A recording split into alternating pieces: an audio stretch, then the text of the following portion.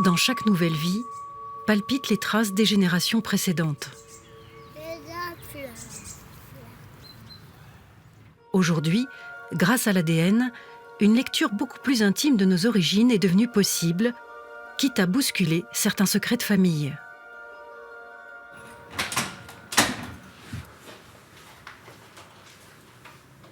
Après avoir déferlé aux États-Unis, les tests de généalogie génétique se multiplient actuellement en Europe, soutenus par un intense marketing. Comme beaucoup de ses amis, Katia s'est donc laissée tenter par simple curiosité.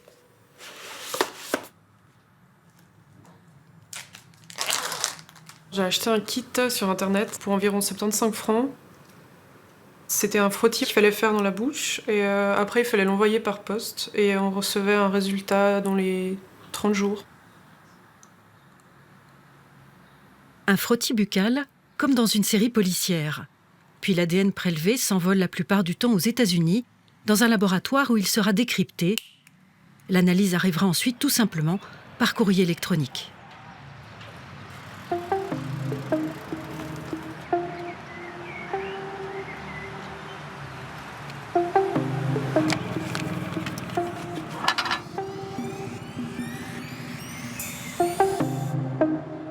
Un mois plus tard, Katia découvre ses résultats.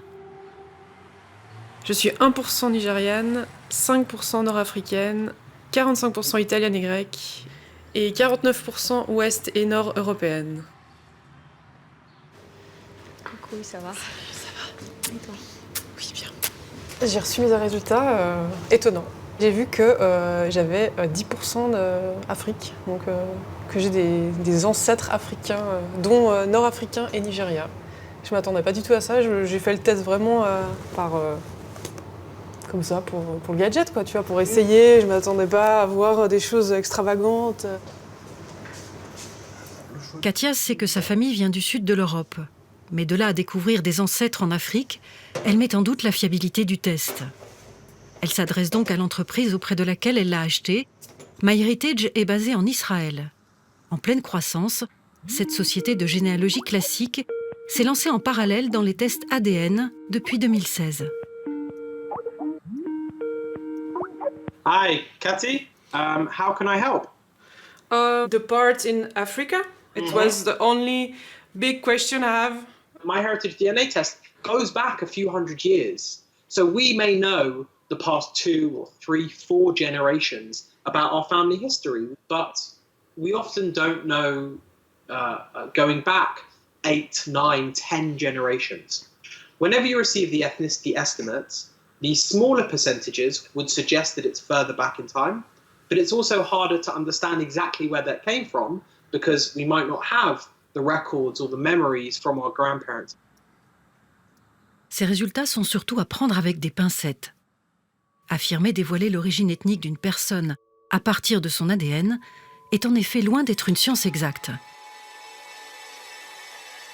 Il y a un décalage entre l'information génétique qui va être lue et ce que ces tests vont vous raconter sur votre passé, sur vos ancêtres.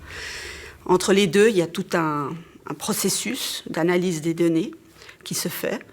Ce processus, il passe par la comparaison de votre génome avec le génome d'autres individus pour lesquels on a de l'ADN stocké dans des grandes bases de données. Je crois qu'il faut raisonner en termes de probabilité. C'est une histoire parmi d'autres histoires possibles à partir des mêmes données scientifiques. Confié à 2 laboratoires différents, l'ADN d'une même personne peut ainsi donner des origines ethniques plus ou moins détaillées et surtout dans des pourcentages différents. La génétique des populations humaines, elle travaille sur une information qui est très très biaisée en faveur des populations européennes ou d'origine européenne et qu'on a une sous-représentativité des populations d'autres continents. Et ça se répercute sur le résultat des tests génétiques que vous allez faire. Plus qu'un grandiloquent livre ouvert sur le passé, le résultat de ces tests généalogiques se limite à une probabilité statistique. Une sorte d'image floue constituée des traces mélangées de nos ancêtres au sein de notre génome.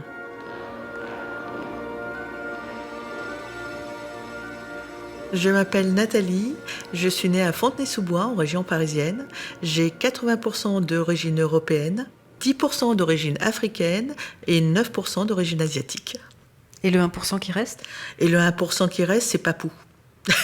C'est vrai? Oui, c'est vrai. Vous êtes un peu papou. J'ai 1% d'origine papou, d'origine totalement inconnue de ma généalogie.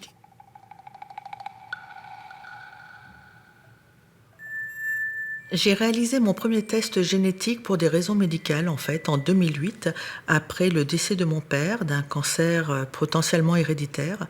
L'oncologue m'avait dit que je devrais faire des examens réguliers. Je ne voulais pas rester avec cette épée de Damoclès. J'ai donc fait réaliser un test génétique afin d'avoir confirmation ou pas de ce risque de santé auprès de 23andMe, qui est un laboratoire américain qui allie tests de généalogie génétique et tests génétiques médicaux. Comme Nathalie Jovanovic-Floricourt est également généalogiste depuis 30 ans, elle s'est vite passionnée pour le sujet.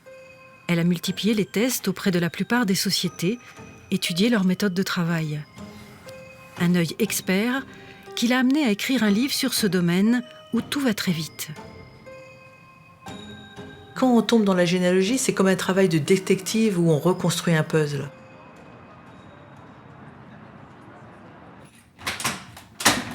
Ça correspond à une quête de soi, à une quête de ses origines. C'est quelque chose que disent beaucoup les enfants adoptés nés sous X qui justement cherchent leur génitaire. On ne peut pas avancer sans savoir d'où l'on vient. Si ces tests de généalogie génétique semblent souvent anodins en public, Nathalie met en garde sur leur impact au sein des familles. L'individu met en jeu beaucoup plus que lui-même.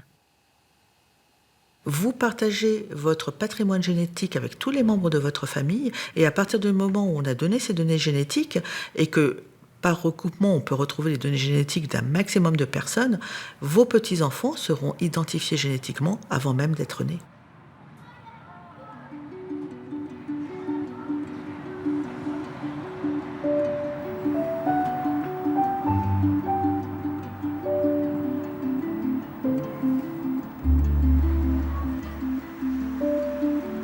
C'est précisément cette possibilité de recoupement et d'identification via l'ADN qui a permis à Arthur Kermalvezen de retrouver la moitié de ses origines.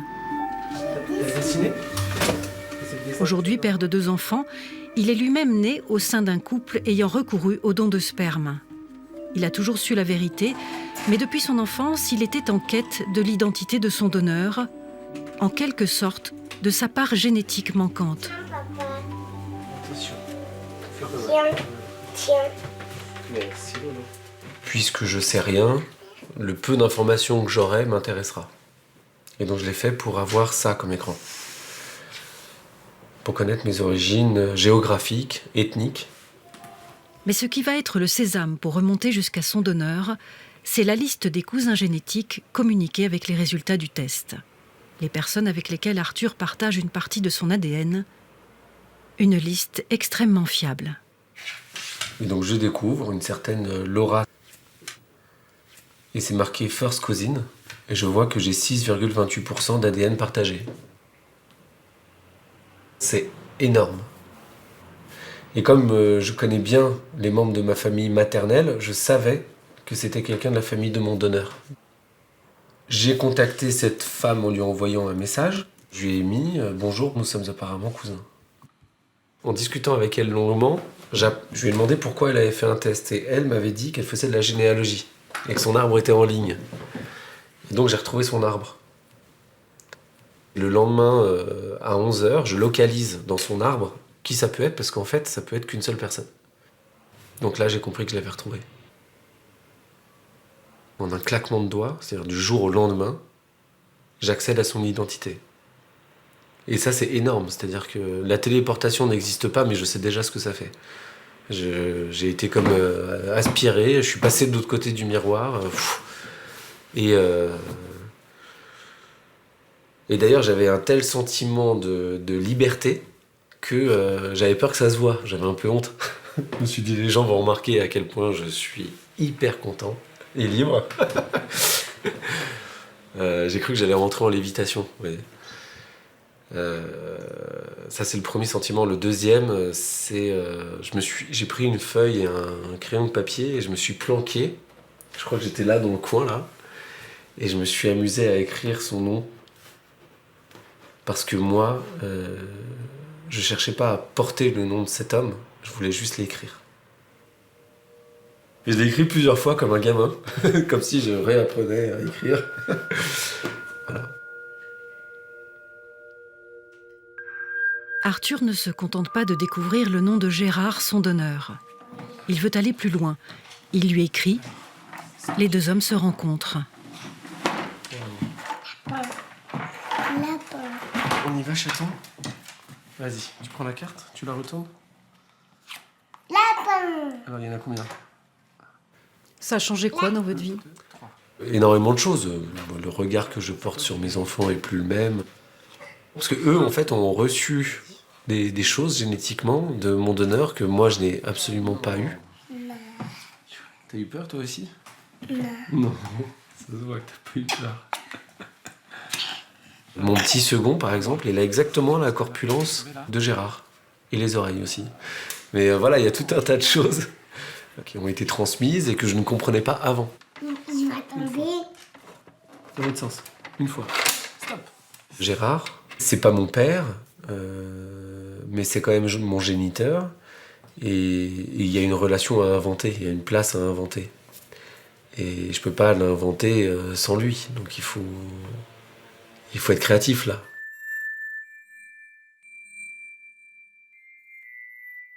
Cette rapidité due aux réseaux sociaux et à l'ADN, vous l'imaginiez avant? En fait, je me suis dit que c'était de bonne guerre. C'est-à-dire que finalement, c'est quand même la biotechnologie qui a permis la congélation du sperme, qui a permis d'organiser, grâce aux biotechnologies, qu'un donneur puisse devenir donneur, parce que moi je suis issu de paillettes qui ont été congelées pendant 9 ans. Donc ça, c'est quand même de la biotechnologie. Et c'est finalement grâce à la biotechnologie, en faisant un geste pratiquement similaire à celui de mon donneur, qui consiste à jeter un amas de cellules dans le fond d'un tube, que je vais le retrouver. Oh là là, t'as réussi. Moi, j'ai gagné. T'as gagné. Oui. Mais la découverte par Arthur de son donneur laisse place à une vive inquiétude. C'est ça. Celui-ci se révèle en effet porteur d'une grave mutation génétique. Après. Elle me dit, Arthur, là il va falloir que tu m'écoutes attentivement.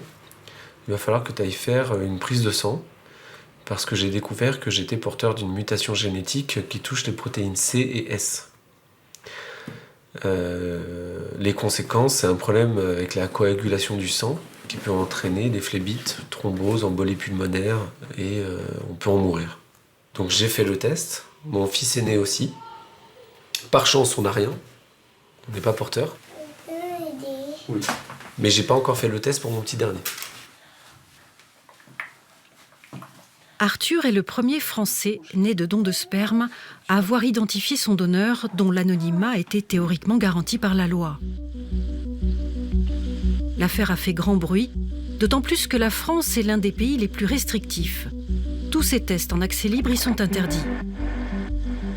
Pourtant, commandés sur Internet, les kits passent allègrement les frontières. La Commission informatique et liberté est bien consciente de l'impuissance de la loi. Or, les données génétiques sont extrêmement sensibles par leur nature et l'utilisation qui peut en être faite.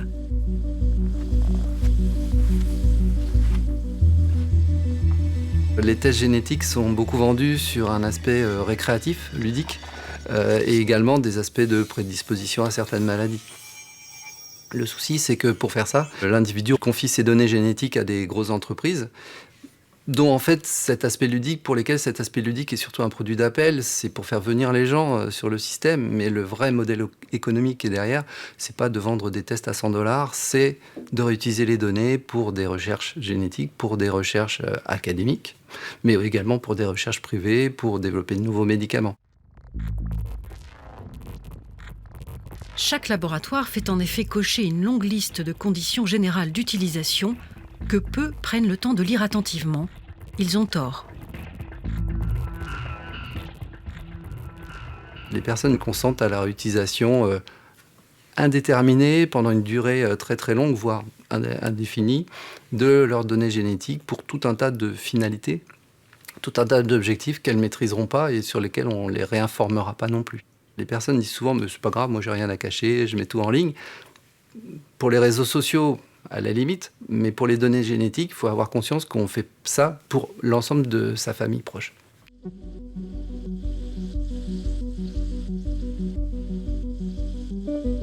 L'impact de ces tests est une préoccupation partagée par la Suisse, même s'ils y sont autorisés. À Lausanne, les experts du Swiss Data Center viennent de créer un outil très simple. Il permet au public de mesurer combien un individu est impliqué par les tests génétiques effectués par ses proches. Si par exemple votre père diffuse ses données génétiques, votre confidentialité diminue à 82%. Si votre mère le fait également, le taux chute à 54%. Puis, si l'un de vos enfants fait de même, vous perdez alors plus de la moitié de votre confidentialité, et ceci sans vous-même avoir effectué un test.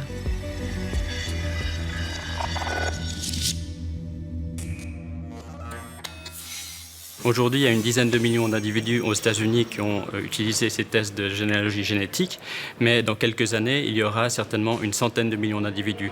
Ça veut dire qu'en utilisant ces 100 millions d'individus, on pourra regrouper à peu près toute la population des États-Unis, et donc aucun individu n'aura une réelle protection de ces données génétiques. Plus le nombre de personnes ayant réalisé un test augmentera, plus nous serons tous tracés, identifiables. On arrive à retrouver des criminels parce que leurs pères, leurs enfants ont une fois ou l'autre donné un génome. Mais ça, c'est une chose, donner des criminels. Mais on pourra aussi voir qu'on appartient à un cluster de familles où il y a plus d'Alzheimer, où il y a plus de problèmes de tel type. Et puis on dira, non, mais cette personne, je ne vais pas l'engager, ou bien cette personne, je ne vais pas lui contracter une assurance vie avec, etc., etc.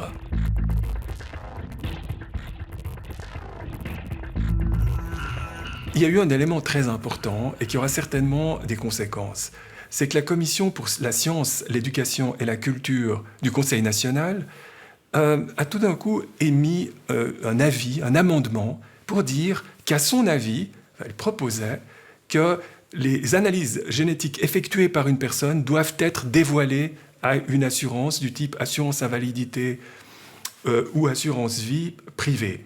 C'est une chose extrêmement grave. Alors on peut tout de suite dire qu'heureusement, le national n'a pas suivi sa commission ensuite, mais est-ce que dans 5-10 ans, si c'est revoté, ça va se passer ainsi?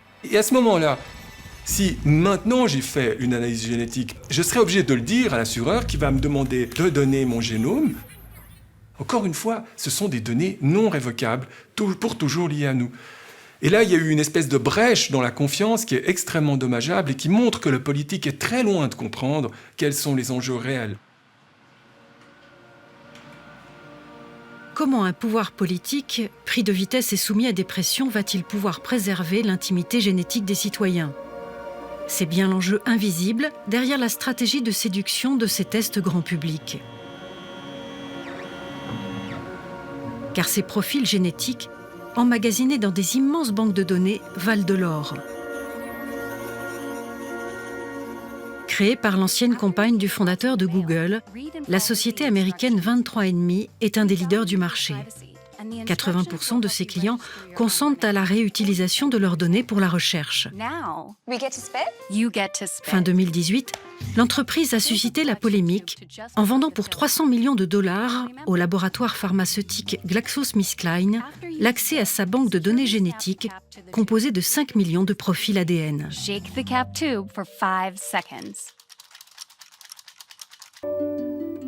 L'individu est souvent plus curieux que prudent, et les sociétés commercialisant ces tests jouent habilement sur ce tableau. C'est pour elles le moyen de capitaliser un maximum de profils génétiques qui fait souvent défaut à la recherche publique. J'ai appris que 23andMe avait vendu mes données à un laboratoire britannique pour plusieurs millions d'euros. Je suis surpris de ne pas récolter une petite part, mais je ne vois pas les sociétés américaines comme le diable incarné. Voilà. Peut-être suis-je trop naïf, j'en sais rien. Donc je comprends, moi, tout le débat sur la protection des données, l'utilisation des données, tout ça, mais à côté, comment vous dire, Je connais pas le prix de la connaissance des origines. Je pense que ça n'a pas de prix. Donc s'il faut en passer par faire des tests ADN, je le ferai. Si mes informations des tests ADN sont utilisées par des compagnies, j'ai envie de dire, tant pis. En attendant, moi j'ai réussi à localiser mon donneur, à le rencontrer, et ça se passe très bien, on s'entend très bien. On peut imaginer que la recherche médicale se sente impuissante parce qu'il est impossible pour nous de réunir des millions de génomes. Alors, mieux que de les envier, on peut collaborer avec eux pour y accéder. Et c'est pour ça que je suis aussi convaincu qu'une collaboration et des synergies entre ces efforts commerciaux et nos efforts de recherche peuvent exister et peuvent amener un bien pour la société. Notre génome devient en quelque sorte une commodité, un bien qui peut être échangé sur certains marchés, et il faut en être conscient au moment de le faire. Maintenant, ça ne veut pas dire que c'est forcément malhonnête parce que les gens vont réutiliser ces données. C'est le fuel, c'est l'essence même de certaines des recherches les plus importantes aujourd'hui dans le monde biomédical, c'est d'amasser une quantité de données génomiques qui vont nous permettre de mieux comprendre comment fonctionne l'être humain, et puis qui vont nous permettre, on l'espère un jour, d'être meilleurs dans la prédiction, la prévention et le traitement des maladies. Mais collaborer avec ces sociétés privées, est-ce vraiment envisageable ? C'est une question éthique entre notre confidentialité génomique et le progrès de la recherche et le progrès de la science. Idéalement, pour moi, il faudrait une recherche publique et un contrôle public sur ces données génomiques. Et je pense qu'il faut mettre en place, dès à présent, des normes légales, des normes techniques pour empêcher que ces sociétés fassent n'importe quoi avec nos données. Aujourd'hui, on vous garantit que ces données ne sont pas forcément récupérées à d'autres fins, mais elles sont là, elles sont récupérables. Moi, j'ai absolument rien contre donner mon patrimoine génétique, mais je ne veux pas qu'il soit utilisé à des fins commerciales, et je ne veux pas qu'il soit réutilisable sans avoir aucun contrôle sur qui, comment et pourquoi. On s'imagine d'être dans un monde un peu bisounours, hein, et que ces entreprises qui ont l'air gentilles, qui font ça pas trop cher, vont vraiment nous faire ce qu'ils disent qu'ils font, le font plus ou moins, mais elles vont pas en plus aller magouiller toutes sortes de choses. Or, c'est bien là la réalité, c'est que derrière, elles font un business invraisemblable et qui va après nous happer, nous et nos proches, nos enfants, nos parents, parce que tous ceux-là vont aussi être impliqués dans le fait qu'on a donné notre génome un jour à une entreprise, juste pour savoir combien il y avait de néandertaliens dans nos gènes et si on était plus germanique ou espagnol dans nos origines lointaines. Eh bien, ça ne vaut pas la peine.